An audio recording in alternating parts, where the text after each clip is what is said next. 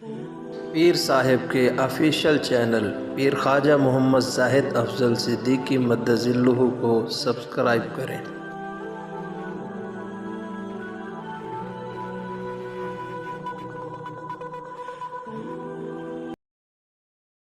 چھٹا بد نظری کا آخری چھٹا جو ہے وہ یہ ہے کہ جو آدمی بد نگاہی اور بد نظری کرتا ہے اس کا دل کمزور ہو جاتا ہے، اس کا دل کمزور ہوتا ہے۔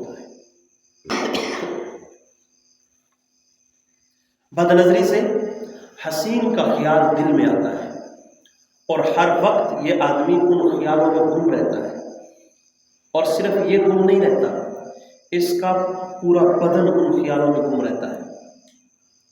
اس کی آنکھ چاہتی ہے میں دیکھوں، اس کے کان چاہتے ہیں میں اس کی گفتگو سنوں، اس کی زبان چاہتی ہے میں اس کے ساتھ شیئرنگ کروں، آپس میں گفتگو کروں، اس کے لب چاہتے ہیں بوس و کنار کے گناہ میں مبتلا ہوں، اس کا بدن چاہتا ہے کہ ایک دوسرے کے ساتھ مصافحہ کیا جائے، ہاتھ ملایا جائے۔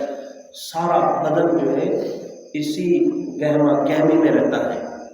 جب یہ سارا بدن اسی گہما گہمی رہتا ہے تو اس سارے بدن کو پمپنگ ان کا دل کرتا ہے، تو یہ دل کمزور ہو جاتا ہے۔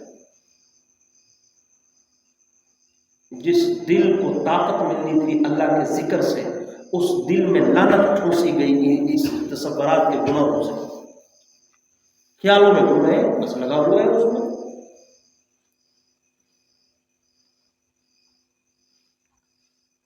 علامہ آلوسی رحمۃ اللہ علیہ فرماتے ہیں بد نظری کرنے والا جو نظر گھما گھما کر حسینوں کو دیکھتا ہے، بد نظری کرنے والا جو نظروں کو گھما گھما کر حسینوں کو دیکھتا ہے، ان اللہ خبیر بما یصنعون، تیری ان حرکتوں سے اللہ اچھی طرح واقف ہے، وہ دیکھ رہا ہے تمہارا نظر کتنی گھماؤ گے، اللہ سب دیکھ رہا ہے، اللہ تعالیٰ کے سب علم میں ہے، اور اس کے تمام حواس خمسہ حرام لذت لینے کی کوشش شروع کر دیتے ہیں۔ باصرہ اس کے حسن کو دیکھنا چاہتی ہے، سامعہ کان اسے سننا چاہتے ہیں، قوت ذائقہ بوسہ لینا چاہتے ہیں، لامسہ چھونا چاہتے ہیں، شامہ سونگنا چاہتے ہیں، تمام اعضاء متحرک ہو جاتے ہیں، تو یہ دل تھوڑی ہوگا، یہ دل نہیں ہوگا، یہ سل ہوگا۔ سرائکی میں سل کہتے ہیں اینٹ کو، پتھر، اور ایسا دل دلدل میں پھنستا ہے، ایسا دل دلدل میں پھنستا ہے جو اپنے دل کو بچاتا ہے ان چیزوں سے، وہ پھر دل دل بن کے اڑتا ہے، اس کی پرواز پھر وہ فرشتوں کو بھی کراس کر جاتا ہے، فرشتے بھی اس کو دیکھ کے واہ کہتے ہیں، کیا کمال بن رہا ہے، فرشتے اس پر فخر کرتے ہیں، وہ بڑی اونچی پروان چڑھتا ہے۔ تو اب نتیجہ خاص کر لو جو میں نے شروع میں بات کی، بد نظری آخر میں بھی بد فعلی میں مبتلا ہوتا ہے، یہ گند میں منہ مارتا ہے۔ بد نظری، بد فعلی، بد کرداری، اس کی پہلی منزل ہے بد نظری۔ شریعت نے قدغن لگایا کہ گناہ کو شروع سے پکڑو تاکہ آگے یہ بڑھ ہی نہ سکے، بد نظری سے چلو، یہ بد نظری ہی نہ کرے تاکہ دوسرے فتنوں میں مبتلا نہ ہو، پھر خاندان کے خاندان برباد ہوتے ہیں، پھر عزتیں برباد ہوتی ہیں، پھر نسب برباد ہو جاتی ہے۔ غیر مسلم ممالک میں آپ چلے جاؤ، ان کا کوئی نسب نہیں، ان کی اولاد ہے کہاں سے ہے کچھ پتہ نہیں ان کو۔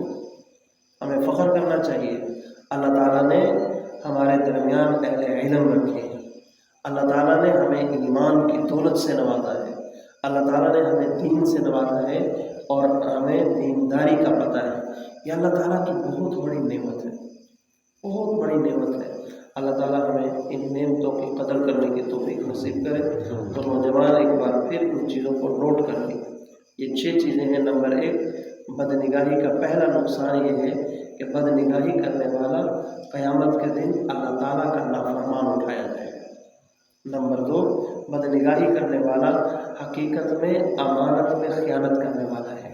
اور نمبر 3، बदनिगाही करने वाला मलऊन के खिताब का मुस्तहिक बन जाता है।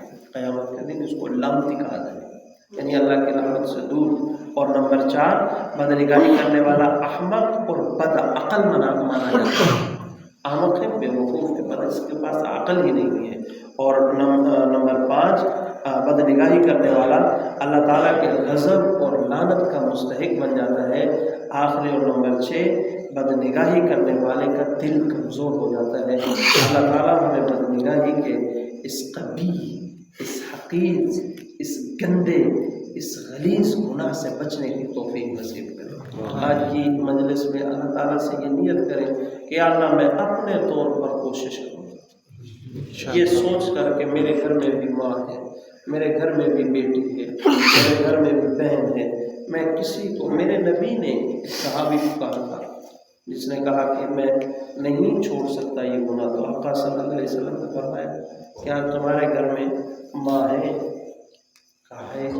अगर उसके साथ कोई बदफेली करे मैं काट के रख दूंगा, और मैं वो भी तो किसी की माँ होगी। तुम्हारे घर में बेटी है? कहा है। फिर वही बात दोहराई, कहा वो भी तो किसी की बेटी होगी, वो भी तो किसी की बहन होगी। ये हमारे नबी की ये हदीस इस वास्ते नहीं है कि हम इसको पढ़ें और कहें वाह वाह वाह वाह कमाल हो गया, अल्लाह के नबी ने क्या ज़बरदस्त तलक़ीन फरमाई। वो हमारे लिए नहीं है, इन बातों पर हम अमल करें। नौजवान अपनी मजलिसों को दोस्त दें, अपने दोस्तों को छोड़ दो उस बंदे की दोस्ती जिसकी वजह से आप किसी गुनाह में मुब्तला हो रहे हैं।